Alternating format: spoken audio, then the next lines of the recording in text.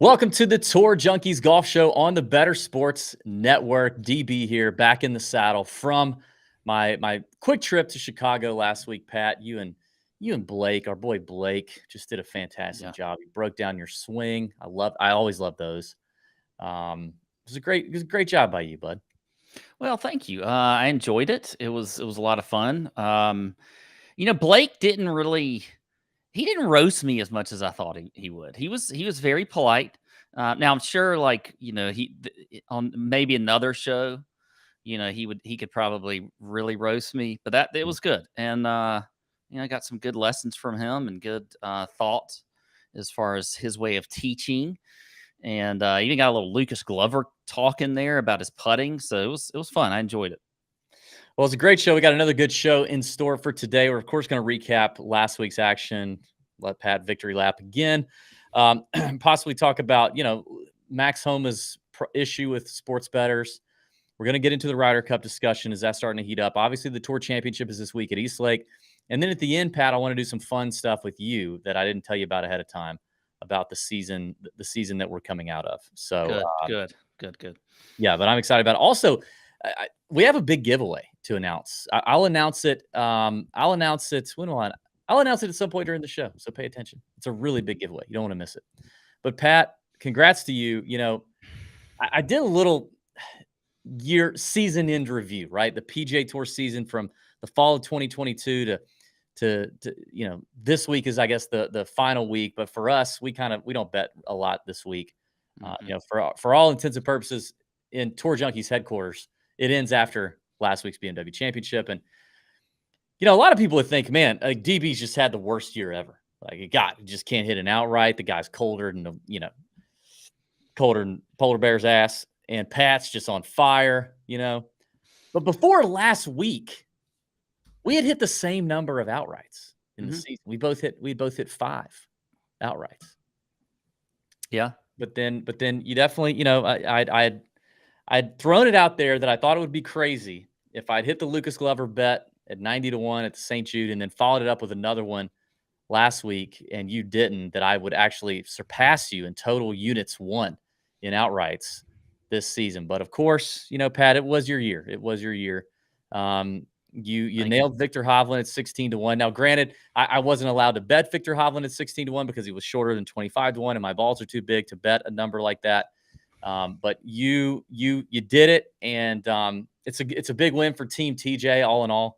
And bravo to you for finishing the season up nearly 70 units in just outright bets, and that's hitting six winners.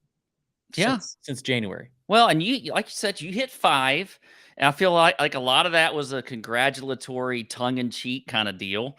I just want to paint the clear picture. I just want to bring the. I'm just saying, Now, 2 of my hits were 16-1 Victor Hovland and 14-1 Ricky Fowler, but I did have some longer hits. Yeah. I mean, I don't know the exact numbers, but I mean, you had an 80. I think you had a 60, and you had a 50. Yeah. Those are great. Those are huge. Not bad. Chris Kirk was like 35-1 too. Yeah. So, I mean, there's some big balls behind those plays. So it was a good season. And listen, last week I was giving you a ton of credit about the Lucas Glover win. I may or may not have mentioned anything about the betting the wheel. I don't know. Of course, yeah. Listen, I wrote the name on there. Those are names I wanted. So, but yeah, I tip my cap to my balls. Okay. Okay. Well, I will not tip my cap to your balls, but I'm grateful for the win. Victor Hovland shooting a 28 on the back 9 at Olympia Fields. Now, I already said I was there. Olympia Fields was not a golf course I saw a 28 coming. Everybody was talking about it. I told everybody from what I was seeing, from what I was hearing from our caddies and our player friends, that obviously the scoring was going to be better than it was the year John Rahm and Dustin Johnson went to the playoff and Rahm won at 4 under. We knew it was going to be softer and more gettable. It's hard to believe that by Sunday, because I think the last rain that came in was Thursday morning. There was no more rain. And that by still late on Sunday afternoon, Victor Hovland shoots a 28. And it was an absolute ball striking clinic. And it just shows the peak that dude can play. can play with. And we've already seen it. I mean, we've seen him do his thing. So wins at the Memorial, wins at the BMW, huge for Viktor Hovland. If you missed the PGA Tour's tweet of the Norwegian call, did you see it, Pat? No, I didn't actually see that. Do we have it, Tony? Do we have it to play? Or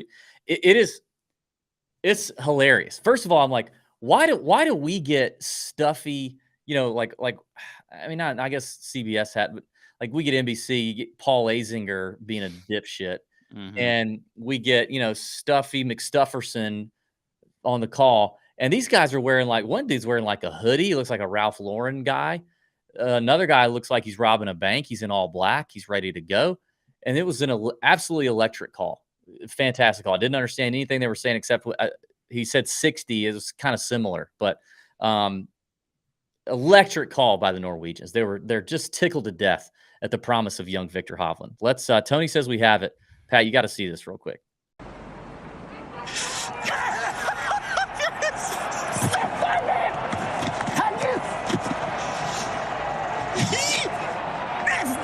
Som skriker ut det groveste jeg har. Kan det ikke være mulig? Jeg tror liksom at jeg har nådd toppen med denne guttungen. Tenk det skårkortet det! 28-61 totalt. Hæ? Nei, altså, jeg blir helt målløs her, altså. Bare smiler, vet du. Isn't that great? It's like one guy is he Victor's dad? Who's on the call up there? That guy was so giddy. I don't know, but then at the beginning, the guy says he wants to yell out some cuss words. I wish he had done it. I don't know. That was great. Yeah. I love that. Victor's gonna be. We'll talk about the Ryder Cup. Victor at the Ryder Cup's obviously going to be a problem. He's a problem no matter where he is, but he's going to be a problem. I absolutely love Victor, though. I do agree. He's going to be a problem, and that kind of sucks for the Ryder Cup, but he can't play in every single match. So obviously that's good, but he's just such a great dude, and he's always happy. Yeah. He's always happy. Always. I mean, so they should pair him with Tyrrell Hatton in the Ryder Cup. Get Tyrrell to calm down a little bit, smile. Maybe, or, what's the proverb? Bad company corrupts good morals. Yeah. What if Hatton rubs off on Hovland and we see Hovland flick off a hole or something? Yeah. That'd be wild. Well, also last week you had Max Homa. Max Homa got heckled by a fan, and this came up in the betting community because the dude said something about, I had $3 on you to make that putt or whatever it was. It was literally the worst case scenario for us golf betting tout people. It's something we've been talking about since we started doing this show in 2015. You just can't be that guy. You literally can't be that guy. You give a horrible look and a horrible name to everybody that is in this community that likes to bet on golf, that wants to bet on golf. You allow people in the media who don't like sports betting. You allow legislatures in different states and league officials in different leagues. You give them ammo if they're against it. You give athletes ammo if they're against it. And so it's just a dumb, really, really dumb, low IQ, ding dong, dipshit thing to do. And it pisses me off that these guys did that. Because it's $3, bro. It's $3. It's $3. Yeah. And what can we do, Pat? What can, I've seen a couple of tweets or articles go around and nobody really has any great solutions. I mean, you can't. Now the tour did comment today. I saw in Jay Monahan's press conference, he was asked about it and another official commented on it, but that fan was ejected. I mean, they took him right out. I mean, you can't arrest him, right? You can't throw him in the clink for a night. What can you actually do? What was the actual heckling? It literally was he yelled something. Wasn't it in the middle of his back or in his back? Okay, I didn't know if it was in the middle of a stroke or what. Maybe it wasn't. I don't know. He just yelled it so loud that everybody could hear it. And it was about $3. And, Max's caddy, Joe, told him to shut the F up. And, it was the whole thing. And Max stared him down and said something to him. I don't know.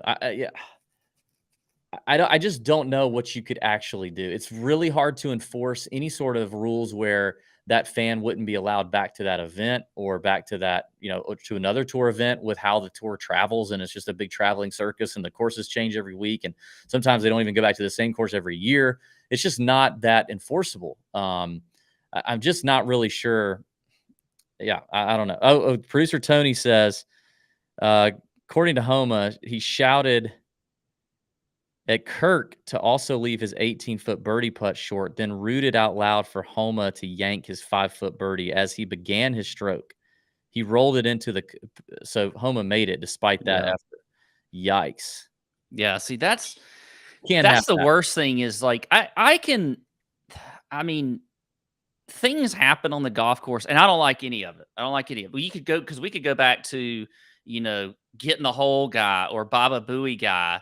All those things, you could equate the same thing with the heckling, but during the stroke, it's just it doesn't matter if it's gambling or not. It's just that's even worse. And so, but I don't know how I mean, there's not really any way you can control it other than kicking them out because you can't control what people are going to say on the golf course. Yeah. But it sucks. It's just, it gives, of course, like the legit people that are, because it's going to be more focused on the gambling aspect than it is with the actual like heckling aspect. Yeah, for sure. It's all going to get run through the filter of those wretched degenerate gamblers. Yeah. That's why why it shouldn't be allowed, or that's why it's a problem. It's just such a terrible look. Yeah, and the Marty Fish thing Tony's bringing up too was the same kind of deal that happened in Tahoe. That was just, I mean, he had a chance to win that golf tournament. So that was pretty bad too. I mean, so the question is like, if a guy will say that for $3, what can with golf being an event where, for the most part, these guys play it, or the actual swing is made in relative silence. If I've got $10,000 or $100,000, whatever it may be, right? If I've got that on a guy, what am I willing to do to alter the outcome? Right. That's why I think you probably, I don't know how long it would be until there's this talk that there'll be shot by shot betting. Yeah. I kind of wonder if if that really comes about because of the fact that one shot can be changed by a lot in golf. I mean, it's so quiet out there anyway. This isn't like an NBA game where there's the crowd kind of drowns out a lot of things anyway. I mean, this is like everybody's quiet. One person yelling can change the entire scope of a hole. So. Yeah. I mean, it sounds crazy, but let me just throw this out there. If the players agreed to this, if you were a player and in the process of you starting your swing, at any point between you starting your swing and post impact, it was deemed by an official that there was fan interference through yelling. Oh, a mulligan. We get a redo? I know that sounds nuts, but seriously, if you have a guy, some drunk guy in a tournament with a large amount of money on the line, and he's willing to do whatever it takes to win his bet, and that starts to happen more and more, I just don't know what else you can do. And if the players were to agree to something like that, it sounds bananas. Even me saying it just sounds crazy. It sounds totally anti the game of golf, but this is something that golf's never seen before. But yeah, like some sort of redo. I think one of the important things you said there would be you'd have to have the officials present to be able to call it, because you couldn't let a player just call it on himself. I mean, or just say, "Oh, there was interference." Like, you would have to have that. But I mean, I don't know. It's not a terrible thought, to be honest. I mean, I don't know else. There's nothing else you could do. I don't know what else you can do either. Producer Tony has a thought on that. Let's bring him in. What do you think, Tony? DB, I like that a lot, because golf is what? Golf is the game of honor. You're supposed to call penalties on yourself. You're supposed to do all that. So there's kind of already that built in, guys shouldn't be using this to cheat. Again, the game of honor, that kind of thing.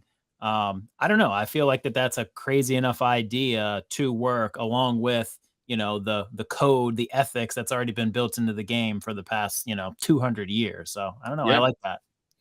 Yeah. I mean, it like I said, coming out of my mouth, it sounds weird. It sounds crazy to say. Yeah.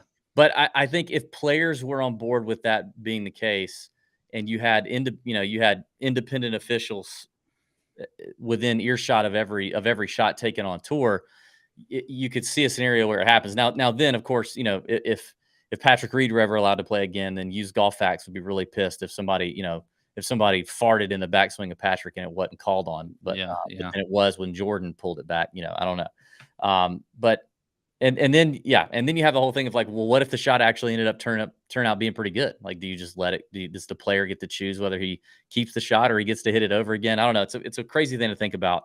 Kind of a wild scenario, but it's definitely an issue. One place, Pat, that deals with unruly fans quite well is Augusta National. Yeah, they do. They do a very good job with that. And we have an opportunity to, Masters is in our hometown, and we get to do a lot of fun things in Augusta come Masters week. And we've both grown up in Augusta, and we want to give you an opportunity, you and a guest, to come hang out at Augusta with us on Tuesday of Masters week. And all you have to do is check out our friends at SoBet.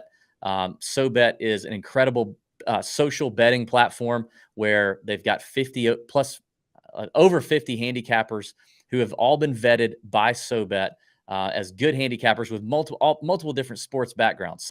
We do golf. There's plenty of football, college football, basketball, baseball, hockey, lacrosse, tennis, everything you can imagine that you can bet on.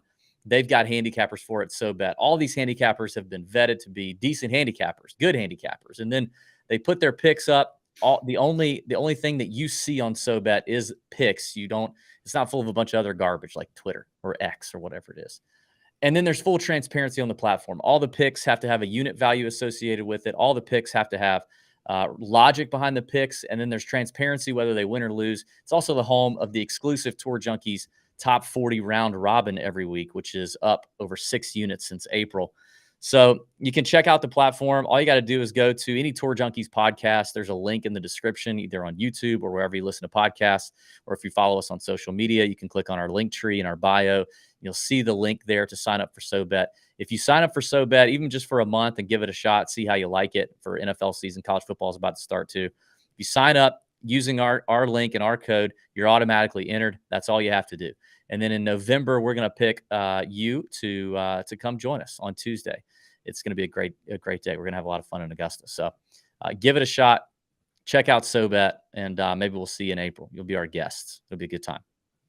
All right, Pat, let's take a quick break. When we come back, I want to talk about something really cool that happened in my family over the weekend. We'll talk about some Ryder Cup stuff. Obviously, we'll get into the Tour Championship preview. So stay right here on the Better Sports Network. The Tour Junkies Golf Show is coming right back.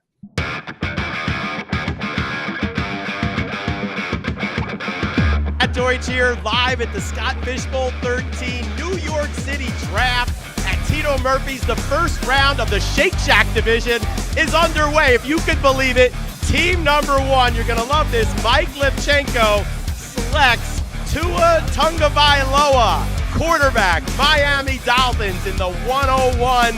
An unbelievable, surprising pick here in the 4th spot. From the game day, Scott the King Engel. How does he start his draft? Not with a Seattle Seahawk, but the Buffalo Bills quarterback Josh Allen will lead Scott Engel's team. He's right here. King, what do you think about Josh Allen to start your team? I didn't think he was actually going to fall to me. The Tua Tagovailoa pick was off the board. Mike said he was going to pivot, so it was just a matter of who's going to fall to me. I just always think about, okay, who's the top guy on my board, who's going to fall to me. But having Josh Allen at 4 proves that every draft has a different flow and you never know what's going to happen. Bobby Cable's here. Tell us about the Scott Fishbowl charity personally touched your family. So basically, when I joined the military, when you get called up, you don't necessarily get money right away. It takes 30 days for any money to hit your account. And what I'm telling you is that if it wasn't for people like Scott Fishbowl and Toys for Tots, my family wouldn't have had a Christmas. So stuff like this, I'll Hulk smash somebody for, because without it, my family would legitly not have a Christmas because of it. Scott Fishbowl and fantasycares.org, of course, break the hold. Amazing job for everybody to come out here. And look what we've given ourselves here. A whole Saturday at a New York City bar to ourselves. No family, no job. Some of us working.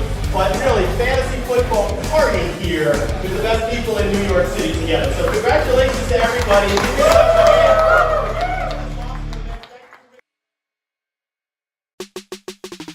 Now back to Tour Junkies. Damn it! Hit one good fucking iron shot. I don't think you like that one. On Better Sports Network. Welcome back to the Tour Junkies Golf Show on the Better Sports Network. And listen, we're having a lot of fun with our buddies over at Underdog Fantasy. They've got best ball drafts for golf, NFL, and Major League Baseball. Plus, the pick'em contests are a ton of fun. What you guys need to do is head over to Underdog Fantasy, where first-time depositors can get a 100% deposit match up to $100 using promo code ALARM. Or you can also use code JUNKIES if you want to support us. That's JUNKIES. You can go to fantasyalarm.com/underdog and enter promo code ALARM to get started. We've been having a great time over on Underdog. They've got the largest best ball football draft ever, with $3 million going to first place, $15 million total. In fact, me and Pat did a best ball draft with Lisa Ann, who also hosts a show here on the Better Sports Network. Did a best ball draft with her just last week. She kind of helped educate us. We're a little rusty on the football knowledge with golf being so crazy all summer. So Yeah. we're starting to get the cobwebs off and figure it out. Probably going to have some football talk on this show in the fall. More on that maybe at the end of the show. We'll talk through that later. But Pat, I mentioned that something really cool happened over the weekend for me. I think we've got video on it. I was playing golf with my now 13-year-old son, my mini-me. He's just like me. And we were celebrating his birthday, having a little birthday round at our home club at Champions Retreat. We got to number 8 bluff on the bluff course, par 3 downhill. It's a magical hole for my guy. He always hits a good shot on that hole. And, I went on Instagram Live, and then this is what happened. This hole, he's come really close, so we always video it, although this pin is difficult. So it's a 120 shot. I'm also going to play from his tees just for fun. So here we go, 120.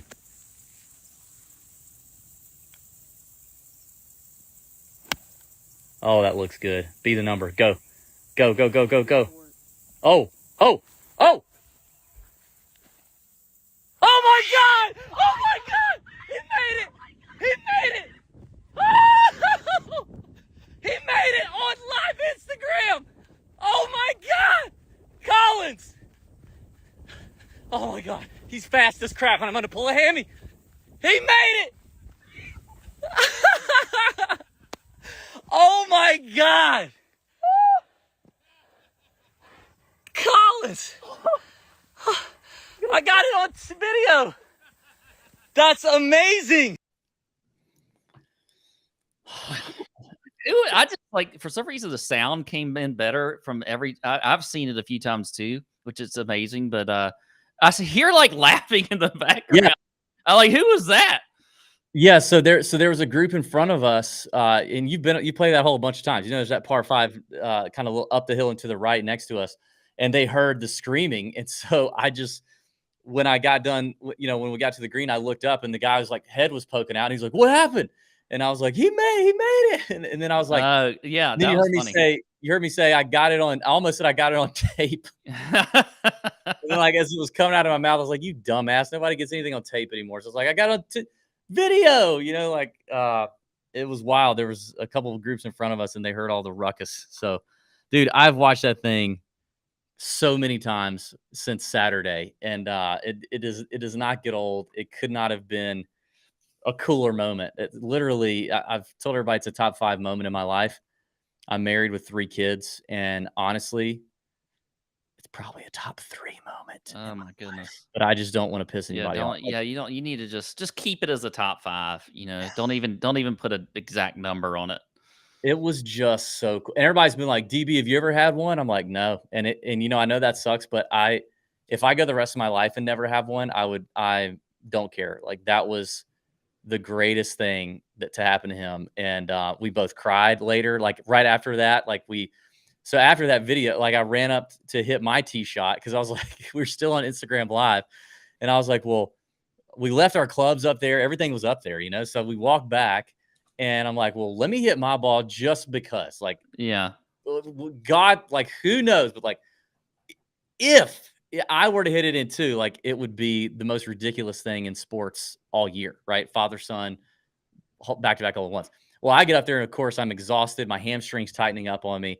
Like I get to the top and my whole lower body just says nah and just stops and everything just rotates left. And I took like a pull draw pitching wedge into the bunker and we just leave it and we get in the cart and we start driving to ring the bell so that that's like lets everybody know the hole in one's happening and it opens the bar tab for an hour. And as we're driving and we're just starting to decompress, like he starts crying, like just tearing up. I start tearing up. And I mean, it was unbelievable, like unbelievable moment. And I think it will, I mean, he already loves golf and enjoys golf, but I think it literally like sealed the deal. If there was ever any concern that he might be like, because he's playing football right now, you know how much he loves basketball. If there was any concern that like maybe he put golf down for a little while and he might come back to it or might not, it's gone. Like he's been on cloud nine since Saturday. That's awesome. That's the thing too. Is always like they say, one shot that'll bring you back as bad as you can play. Well, that one will certainly bring you back. I have one beef. One beef. Okay. You went and rung the bell, but did you go back and finish number 9? Did you finish the round? No, we did not.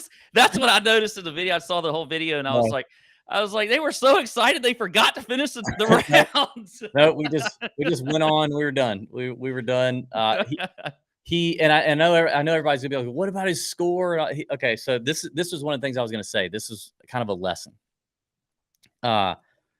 He hasn't been able to play a lot. Like he's played with me, as you know, maybe twice a month, maybe 3 times a month. He plays with me.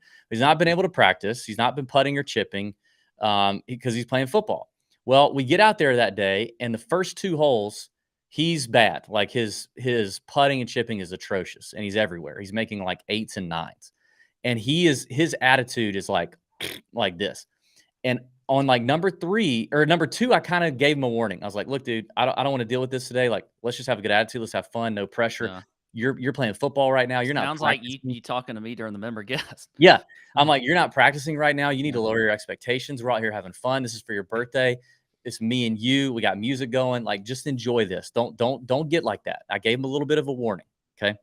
Number 3, he does it again. And he like, dragging clubs and doing all this. And I just lost it. I kind of snapped. And I was like, I get to play golf 1 day a week. And I put off my buddies, like playing golf with my buddies on a Thursday or Friday to play with you on a Saturday because I'd rather play with you. But this is stressful for me when you're doing all this, and it irritates me and it changes the whole vibe. And I was like, damn it, you either figure it out, or I told him, I said, I will leave you on this golf course. You will walk to the clubhouse and you will sit there till I'm done. And he was like, yes, sir. And he kind of like chilled out a little bit.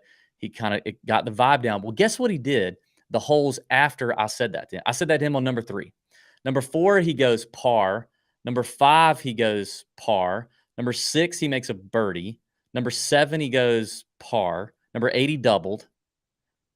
The whole vibe of the round changes, right? And then he plays fine for the rest of the day, and then he gets to that hole and makes the ace. And we were kind of talking about that that night, and I was like, dude, like think about had you had the continue the crappy attitude, and I just left you on the golf, like that had never happened, right? Yeah. And it also kind of spoke to me, like, because we can all get all us mid handicappers and high handicappers and low handicapper. We get it's a frustrating game. It can really piss you off at times and frustrate you at times. But sometimes you're closer than you think to like hitting a good shot and turning it around, or hitting the shot, that you'll never forget. This is kind of wild. I think it's incredible. It was a great moment. I don't know why I thought I was like, man, they didn't finish the last hole. That's the OCD in me. I was like, Oh God, yeah, it's funny. your OCD kicking in there is that would have been on my bingo card for something you would have said. Yeah, exactly. Anyway, it was fantastic, dude. I'm so Uh. excited. And I think I'm gonna get I think I'm gonna get some serious cash back from the hole-in-one insurance because there was not a lot of people out there, and the hour bar tab was like sub $200. It was nothing. Yeah, that's I got amazing. it today. It was like $180 for the whole bar tab for the hour. Huh. So I think I should get some cash. I don't know. Yeah. And now the question is, do I tell him about it? And if I do tell him about it, how much of it do I give to him? I mean, I pay the dues. Yeah, I mean, you get you pay the dues, and you had to do the mental coaching out there, so you Yeah. should get paid for that. Yeah. So I mean, maybe you get the shot. yeah, maybe by the time it's all said and done and you get your cut, he gets $20 or something. $20 would be an insult. I was kind of thinking, I was like, okay, if I get $1,000 or more, I was thinking like I'll buy him. He's getting into he plays basketball a lot now. He's like got a 10.5 shoe, so I was like, maybe I'll buy him a pair of J's. He's There never you had go. he's never had a Yeah. pair of J's. Might buy him a Yeah. pair of J's. Also, by the way, like how pure did that sound when he hit it? Like That was a good, yeah, that it was very. kick? God. I don't know. I mean, I haven't heard that sound too much. Yeah. All right, let's talk Ryder Cup. Ryder Cup's a hot topic, Pat, and I'm just telling you, I'm going ahead right now. I'm pre-pissed. I'm pre-mad. You know how sometimes like women get they do. Sometimes your wife gets like pre-mad at you. You got a Mhm. buddies trip. Like actually, Pat, you're about to deal with this right now. Yeah. Pat, tell the people what you're doing this weekend. Oh, I got a buddy's trip. This is for now. Speaking of football, it's for my annual football draft. We go somewhere every year. This year, we're going just outside Charleston to the beach there. So it is. It's going to be fun, and DB is very right. I feel like it was last week though. It's been better this week, but last week I started getting like the pre-mad stuff. So yeah, it's a trip of debauchery. Like it really is. I think, yeah. I mean, it's not like. I mean, it's just guys being guys. It's not anything like debauchery. Maybe the wrong word. Like tomfoolery, shit showery. Yeah, yeah. Like we're not doing anything we shouldn't. But it's just there's just a lot going on. Playing the Charleston Muni on Thursday, so I'm looking forward to that. I hear great things about that golf course. It's supposed to be a Seth Rayner kind of. Not design, but whatever. What do you call it? Inspired golf course. So it's like a bunch of 40 and 50-year-old dudes, right? Like white collar dudes. So it's not going to be like no 50-year-olds. We're all of us are about the same age. We're all mid to early 40s. So it's not going to be like the Elmo video where he's like with the college kids and he's like doing cocaine and he's hanging from the ceiling fan. No, it's not quite like that, but it's no. Your wife wouldn't love it, so she's pre-mad at you. Well, I'm pre-mad that Brooks Koepka is going to get left off this team. I think he's going to get left off the team. And it's ridiculous because when you look at the Ryder Cup points, Xander moves in because of the BMW Championship finish. The points are done. So they can't earn points at the Tour Championship this week. So it's done. So the top 6 are locked in. And Xander ekes by Brooks Koepka by 30 points. Out of 9,450. Xander has 9,450. Brooks Koepka has 9,421. Brooks Koepka has 4 qualified events this year, the majors. And he's going to be off this team. Zach Johnson's not going to put him on the team. There's not going to be any live players on this team. And it pisses me off. I think it's ridiculous. I'm already mad about it. And I'm also somewhat pre-mad because I think Justin Thomas is going to be on the team. And I don't think Justin Thomas should be on the team. Well, there's a lot of things when it comes to some of this that I disagree with you on, but I totally agree with you here. I think on both points? On both points. I think it just really pisses me off for Brooks to not be on this team. I think it sets a bad example in a lot of different ways. For one, he's one of the best players that we have. He should be on the team. Like you said, 4 events. He wins 1 major, finishes second in the other one. I mean, Brooks deserves to be on the team. And so you're just not going to take him because he's a live player. That just makes 0 sense to me. I think it makes it political instead of it's petty. We're picking the best Americans to represent our country in Europe, where we've not won the Ryder Cup since 1993. Zach Johnson was in high school. Look it up. He was 17 the last time the U.S. won the Ryder Cup on European Tour soil. And, you know, I did a video about this yesterday, or one of these days. Maybe it was today. Hell if I know. I did a video about this. When you look at the top 8, no, it was a tweet. When you look at the top 8 players, like if you just project out the top 8 players from both sides, dude, Europe is arguably just as stacked. Like, and arguably, maybe those top 8 are, you could say, are as good or better. I mean, there are some question marks on the U.S. side, and there's always question marks. I feel like that's a little bit of a stretch. What, the top 8 thing or the question mark thing? The top 8 thing, dude.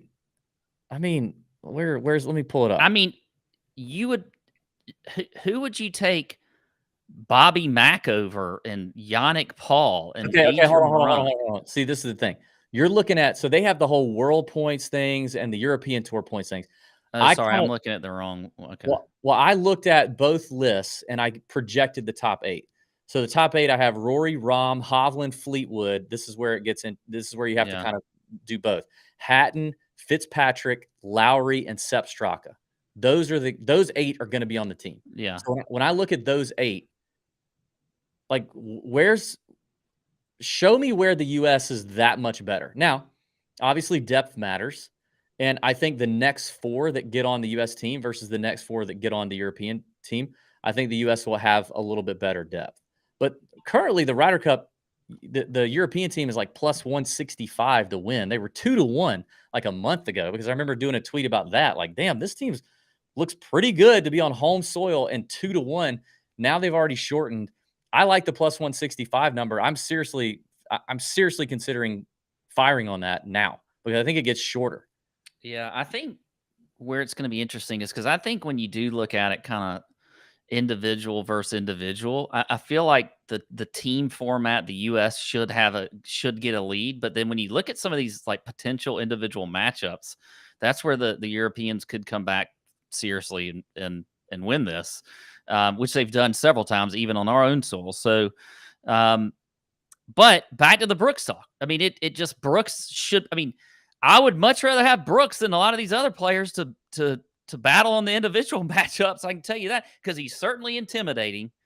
And I just don't know if they're going to get this course exactly like we saw in Paris. I really don't. I think that it's because here's another thing people talk about is, all right, well, they're going to tighten the fairways and do all. Well, some of that also takes away the advantage that the European Tour team has. I mean, Rory doesn't hit a ton of fairways. John Rahm misses some fairways.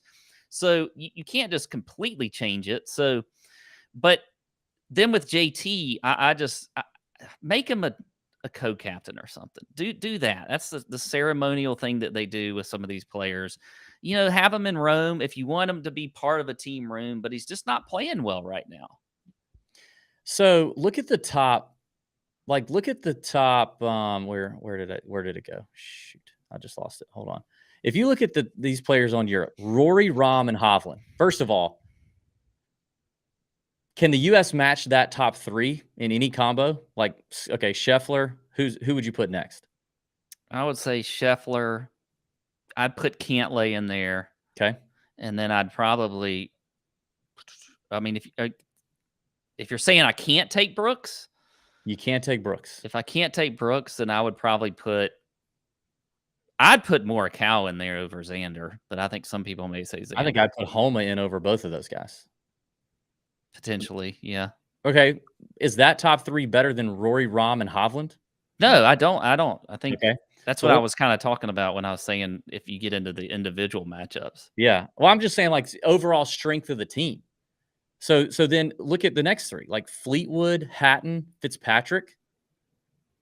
Okay. So now we're looking at Xander, maybe Homa, Morikawa, Ricky to some extent. Like, I would say that's probably equal. I'd say it's fairly equal. I just don't think this European team is as bad as people believe it might be, or because we boat raced them 2 years ago, that people think that this is just going to be kind of a walk in the park. And this team looks very different without Brooks Koepka, without Dustin Johnson, without Bryson DeChambeau, and without Justin Thomas, who used to be better than he's playing right now. Like, his team looks very different. Brian Harman. I mean, I'm not saying Brian Harman's whatever, but he's a Bulldog. I hope he does well. But Cam Young's kind of got question marks right now. It's just shaky. I think it is. I think, though, where you really do kind of look at some of this as the depth portion of it. And you can't have Victor, Rahm, Rory, and Hatton in every single match. Right. So you're going to have pairings where it's, Rose and Bobby Mack or something. Or, I mean, I don't know what the pairing is going to be. I don't know. But, Adrian Meronk and somebody, Alex Noren and somebody. Like, those could be the matches that the U.S. wins fairly easily with a deeper squad. Yeah. But you get to Sunday and you get to singles, and if you're not that far ahead, they could easily come back and win that. So yeah. So Justin Thomas, currently the odds market have him at around a 69% implied chance of making it at -225. And the news just dropped that what was it? The news just dropped that he committed to the Fortinet 2 weeks before the Ryder Cup, which, you could take a couple of different angles with that. I mean, you could say, obviously he wants to go ahead and start working on improving his position as he gets into the next calendar year, because he's 70, whatever. What is he, 71 or 72 in the FedEx playoffs? So maybe he wants to do that, or maybe he's just itching to get back out there and find whatever form he wants to. But he's also, he's played the Fortinet before. It's not the first time. He's played it actually 5 other times. He hasn't played it since 2019, but he's played it 5 times.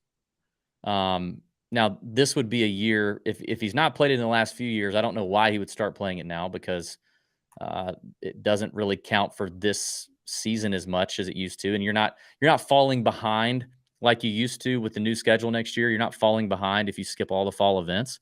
Or is he playing it because he already knows he's going to be on the team, and he knows he's going to need to get some competitive golf in beforehand? Yeah. I don't know. Aren't they going to announce the team, though, before the Fortinet? Yeah. But I'm saying, like, did he enter because he already knows that Zach Johnson's going to pick him, and now he just wants to commit so that he can have some competitive golf under his belt? Yeah, Zach Johnson doesn't really excite me as a captain. I was just going to say that. I mean, does the captain really? I mean, I don't really care. Like, until Tiger's the captain, I guess, but who cares? Yeah, I mean, I think some of it, though, is, I mean, it's still a leader of a team, and he doesn't. I don't know. I think ZJ commands enough respect. I think he's developed a good enough relationship with probably everybody. He's such a nice guy. We've met him a couple times. He's a super nice guy. Yeah. Obviously an accomplished player for a long time. I think he has the respect of those guys. He's not a super intimidating figure by any means, but neither is Luke Donald. I mean, what? So No, I mean, both of them, really. It's a very you're not doing a slap fight ahead of time for a point. That would be cool. That would be cool. A Luke Donald, Zach Johnson slap fight, and the winner goes ahead and gets a point. It's kind of handicapped like Eastlake. We start with a point. Yeah. That's a good idea. Who would win in that, huh? I think Zach would be a right? sneaky slap fighter. Why do you say sneaky about everybody? Like, what? I don't know. I think it's because you probably like like he could sneak up on you and pow, pow, pow, pow, pow. All of a sudden. That's not how it works. You're going to be State's going to go. There's nothing sneaky about it. Like, Luke knows. I know, but it's coming. But maybe he does have like a double hit that you don't even know. It's so fast you didn't notice he did a double hit. I don't know. Maybe maybe it's the Iowa part. It's the Iowa in him. Kind of a corn-fed slap. Corn-fed slapper. Maybe that's what it is. I don't know.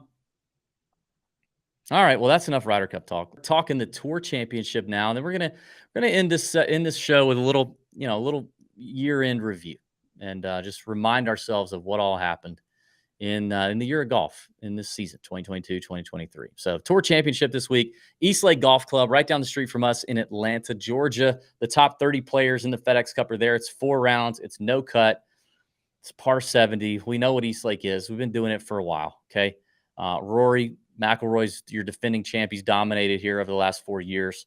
Scotty Scheffler's your favorite, though. Remember, it's a staggered start, so it's kind of a handicap start. So Scotty Scheffler is going to start the tournament on Thursday morning at 10 under. Victor Hovland at 8 under. Rory at 7. John Rahm at 6 under. Lucas Glover at 5. Those are your top 5. Then you've got Homa, Cantlay, Harmon, Clark, and Fitzpatrick at 4 under. Fleetwood, Henley, Bradley, Fowler, and Xander at 3 under. Tom Kim, Sung Jae, Finau, Connors, and Siwoo at 2 under. Taylor Moore, Nick Taylor, Adam Schenk, Morikawa, and Day at 1 under. Burns, Griot, Hatton, Spieth, and Straka all at even. So that's what's going to happen. I think the biggest thing that we've learned since we started this, I think in 2019, is that it is extremely unlikely that anyone is going to win this tournament that is starting below Lucas Glover.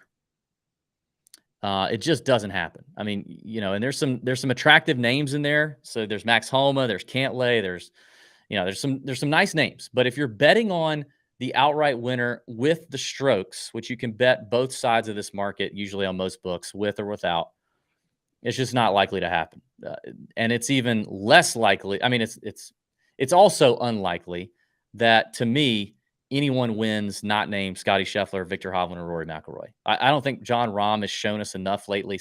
He's just kind of off. Like, I just don't know that Rahm is fully in it right now, mentally or whatever's going on. He had a rough time at the BMW last week. He was visibly pissed. He was giving Tyrrell Hatton a run for his money. Lucas Glover is 5 shots behind Scotty Scheffler. I mean, how good Lucas Glover would have to play and how bad Scotty, Hovland, and Rory are going to have to play with a lead on him starting right off the bat is unlikely. I feel like Lucas has had a hell of a run here. He's got to be mentally, physically, emotionally exhausted.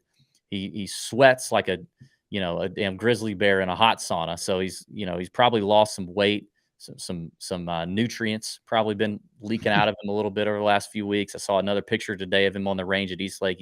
He's dying. I mean, it's hot here in Georgia. So I don't think Lucas is happening. So I think it's Rory, Hovland, and Scheffler if you're betting with the strokes. Do you agree?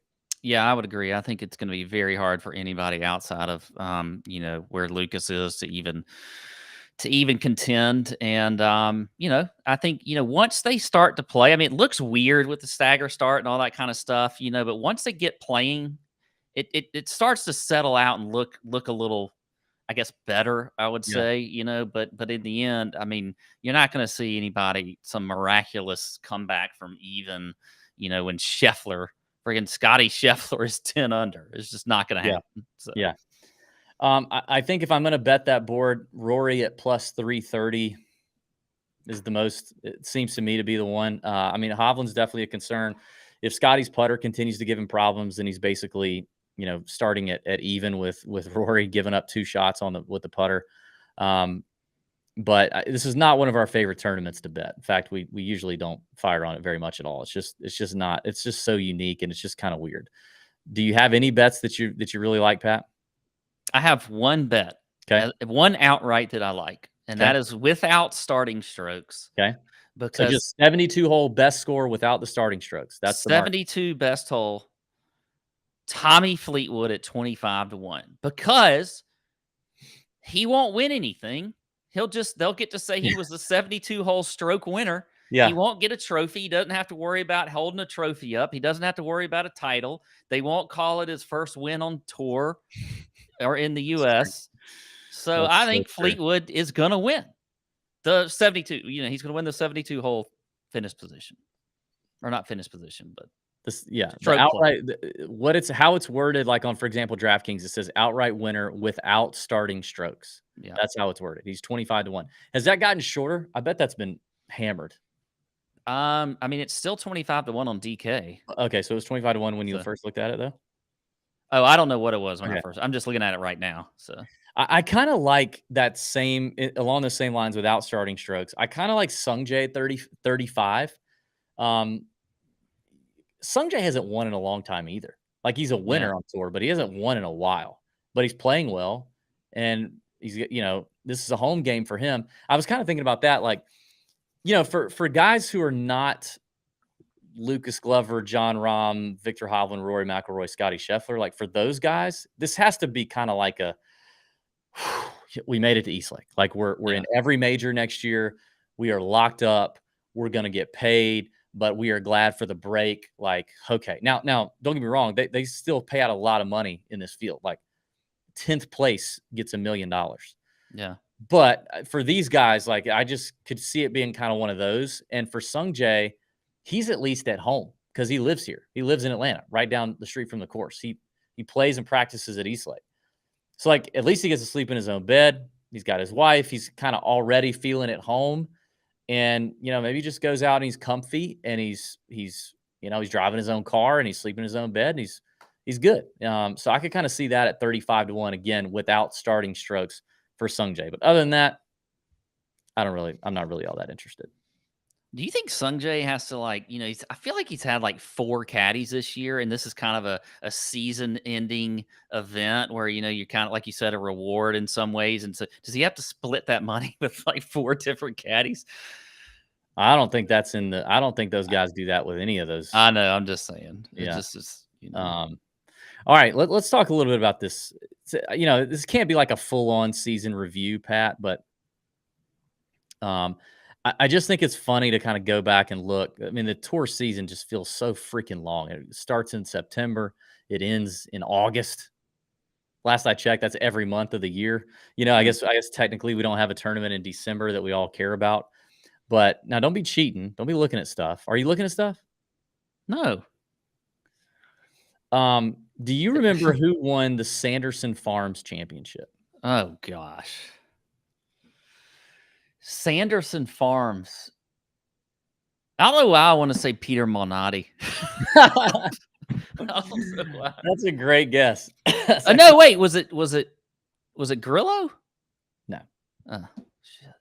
We'll come back to that. We'll come back to that. Did yes or no? I don't want to say that one. Who won the Zurich Classic, the team event? Nick Hardy and Davis Riley. Yes. Did Taylor Montgomery have a win this year? He did not. Correct. One of these Canadians did not win on the PGA Tour this year. You ready? Mm-hmm. Corey Connors, Adam Hadwin, Mackenzie Hughes. Adam Hadwin. Correct. Hughes won something ridiculous. Was it the Sanderson Farms? Hughes won the Sanderson. I know Connors won because he won right before the Masters. So. Yeah, Hughes won the Sanderson Farms. Did Tom Kim have a win this year? Yes, in the fall. Correct, he did. He won the Shriners. Yeah. Do you remember who won the RSM? We were there. We were there on site. It was the coldest I've ever been on a golf course. Yes, and now I can't remember because Patrick Rogers was up there. Mm-hmm. Who was it? It was Adam Svensson. That's right. Damn it. Yeah. Who won the Sony Open? Siwoo Kim. There you go. I was hoping you remember that one. Yeah. Who? What tournament did Kurt Kitayama win? He won the Arnold Palmer. Very nice. Very nice. Who won the AT&T Pebble Beach Pro-Am? Not Hoagie. He won it before, but it wasn't this year. I don't remember. Justin Rose. That's right. Yeah. Do you remember who won the Corrales Punta Cana?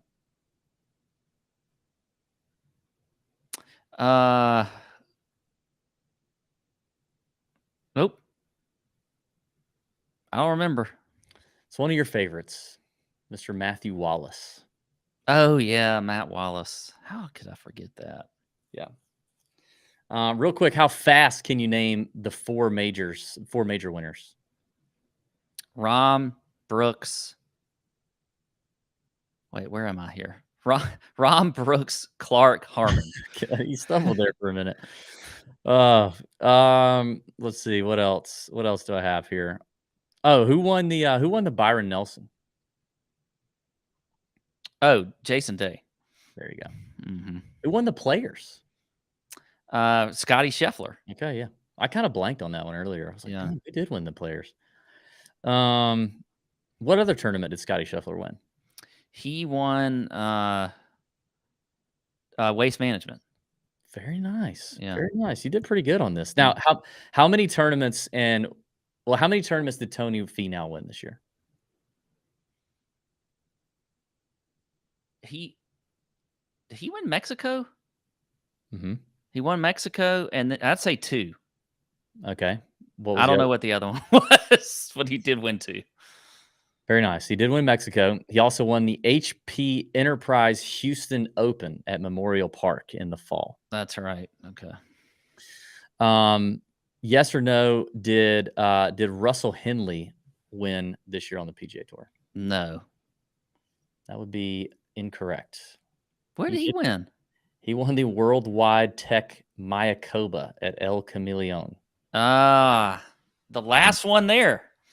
The last one there, yeah. Well, maybe because now with the the LIV PGA situation, maybe. Yeah, I mean, kind of wild when you look back at tour winners. Just to think about, like, had we said before that, I mean, we talk about this with some of these weird wins that we've seen, but like, had you gone back and said Mackenzie Hughes would win a tournament, I would have been like, oh God, really? Yeah. Did you remember that Seamus Power won a tournament this year? I did, because he won the damn tournament that JT Poston should have won, right? Oh, no, that was a different one. That was a couple years ago. That was a couple years ago. Yeah, he won the Butterfield Bermuda in the fall. Obviously, you had a breakout win there for Svensson, I guess. Had you told me Justin Rose was going to win a golf tournament again on the PGA Tour, that would have been interesting.